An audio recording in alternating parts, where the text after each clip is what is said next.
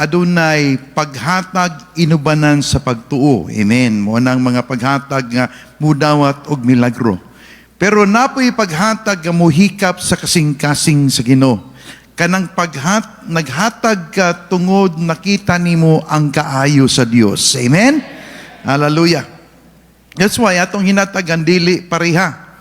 Wala tay ingon karon magdonita sa baytanan og tag 500. Ang atong hinatagan nagdepende kini sa unsa atong gibati sa kaayo sa Ginoo sa atong kinabuhi. Amen ba?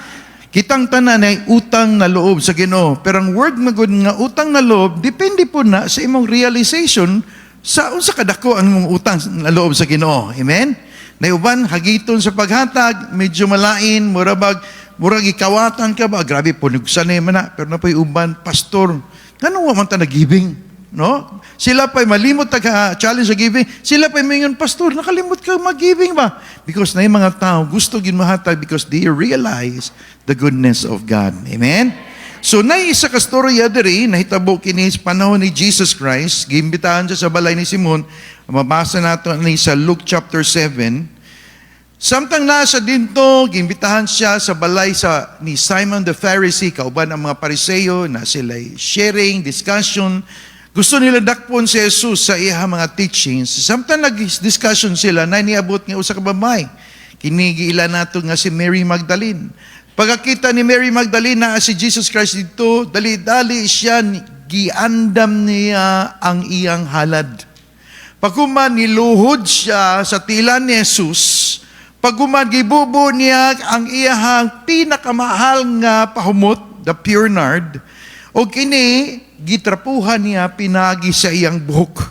Samtang naghimo siya ni si Jesus wala maingon nga, ay nabuhat ba? Because this is, kabalo ka, kini ang portion, makaingon ka, Jesus Christ is God. Or else, dili niya dawaton itong klase nga pagpasidungog. Because that kind of sacrifice is only ang Ginoo lay worthy nga mudawat niya na. Amen? Ang inyong paghatag karon usa kini kabutang Ginoo lang angay nga mapasidunggan. Amen? So pagdawat niya ni nag-react ang kabalo kang giving sa good kanaganing na ikapadayagan, makahikap, makauyog ni sa kasing-kasing subang tao. So samtang naghimo si Mary nini ang mga Pariseo nagingon nga, oy, kung tinuod ni siya nga propeta, makabalo siya nga hugaw ni nga babae. Amen? So, gikan niya nakabalo si Jesus sa ilang istorya-istorya silang huna-huna. Naghimo siya kining pasumbingay. Basawan nato ingon dire, apan miingon si Jesus kaniya, Simon, ano na ko'y isulti kanimo? Si Simon mitubag, sige magtutudo, sultiha ako.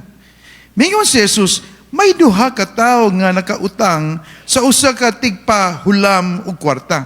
Ang usa nakautang og 500 ka denaryo ug ang usa 5 ka denaryo. Apan kay silang duha dili man makabayad, gipapas na lamang sa nagpahulam ang ilang mga utang. Karon kinsa man sa duha ang labaw nga mahigugma sa nagpahulam kanila. Mitubag si Simon, sa kauna-huna katong dakog utang. Husto ang imong tubag, matod ni Jesus. Unya milingi siya sa babae ug mingon kang Simon, nakita mo ba kining bayhana? Mianhi ako sa inyo ug wala mo ako hatagig tubig aron ihuga sa akong mga tiil. Apan gihugasan niya ang akong mga tiil sa iyang mga luha o gipahiran sa iyang buhok. Wala mo ako hagki sa imong pagdawat kanako apan siya nagsiig halok sa akong mga tiil sukad pa sa akong pagabot. Wala mo dihugi og lanang akong ulo apan iyang gidihugan og pahumot ang akong mga tiil. Busa sultihan ko ikaw nga ang daghan niyang mga sala gipasaylo na. Tungod nini dako ang gugma nga iyang gipakita apan kinsa katong gipasaylo sa dutay lamang mga sala nagpakita og dutay usab nga paghigugma. Amen. Ang measuring daay sa ato ang pag-realize sa kaayo sa Ginoo, makita diha sa atong paghatag. Amen ba? Siguro uban sa iyo naghimo mag-special giving ni ana. Uban sa iyo, you might want to give that during this time. Ang atong pag-realize kung unsa ka maayo ang Ginoo sa atong kinabuhi.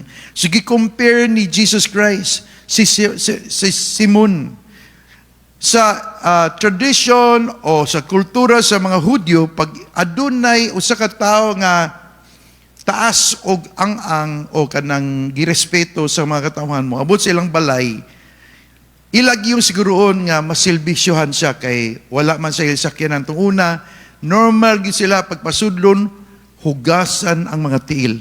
It's either sila manghugas, na ikatabang mahugas, o katong mismong tagbalay ang mahugas. Nagpakita kinig pagrespeto. Gawas niya na ilang haggan. Kining paghalok, lalaki sa lalaki, lain man tagsakod, di man kita mahimo ni ana. Pero usa na kapag respeto sila, tradition maguna sila.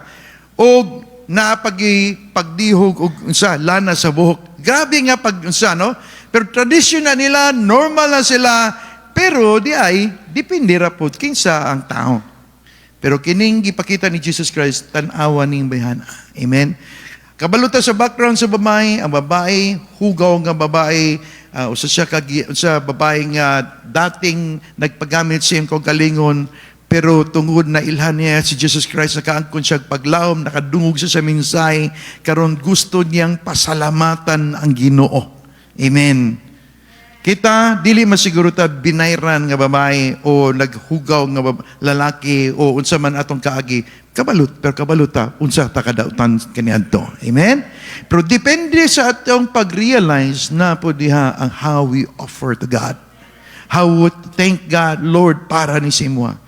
Kagabi ba to? Dili, itong isa kagabi, naghimo tag Friday, naghimo tag Christmas party.